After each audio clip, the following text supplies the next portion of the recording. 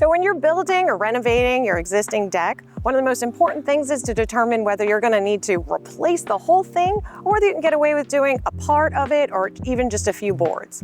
Today I'm with licensed contractor Adam Trenter, and he's going to take us on a little walk through the deck we have behind us, and we can go over some of the key points and how to best assess which direction you need to go to as far as replacing or if you can get away with just repairing. Let's go check out this deck that's approximately 20 years in age.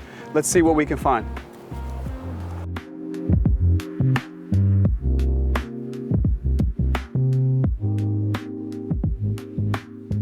All right, here we got this deck that's been about 20 years exposed to weather. This deck was constructed with 2x8 decking, which generally you don't see that much when you build a deck out of wood.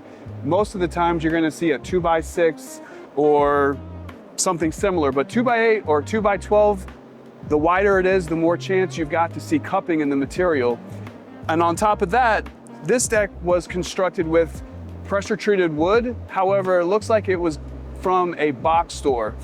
There's a difference in the treatment of wood from box stores and a marine lumber yard, and you can tell just by looking at the color. The wood from box stores tend to be a lighter color, yellow almost, and the wood that you'll find from a marine yard is gonna be greener and darker in color, and most times it won't be as dried out as what you'll find in a box store. So here, first thing I'm looking at is you can see without me even touching anything, this decking has already failed because it's about 3 to 4 inches higher than the other boards.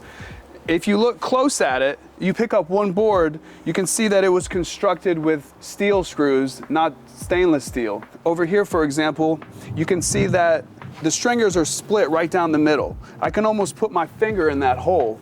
And that's the reason that even if you wanted to try to refurbish this or put stainless steel screws in there, it has nothing to attach to. So that right there tells me that the framing has failed as well. So you're thinking it's going to need to be replaced from what you can see here? Yes, repairing this deck I think is not the right choice. It's been here for 20 years and it's reached the end of its useful life, especially the fact that it's built on 4x4s. You've got stringers that are different widths. We'll show you over here. This deck has been added to. The original size was underneath this porch. It came out and then these extra squares were added. So it's just not consistent framing, and the decking on top is just definitely past its useful life. Way past its useful life, I think. Way past, way past.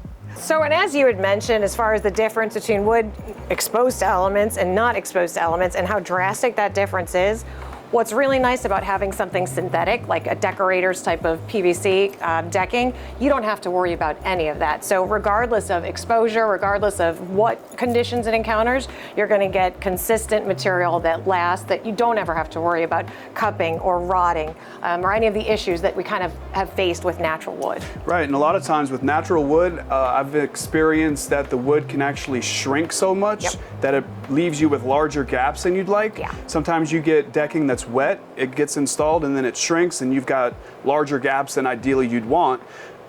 The answer to that really isn't to let it sit out and dry, because then it'll cup, and it's just it's part of the things you deal with when you build a wood deck versus a synthetic option.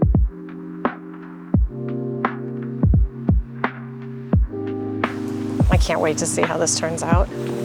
Yeah, I'm ready to get on the demo. It's an easy one to demo at least. What did you say? You could just use your bare hands to rip it up? For demo. That's fantastic.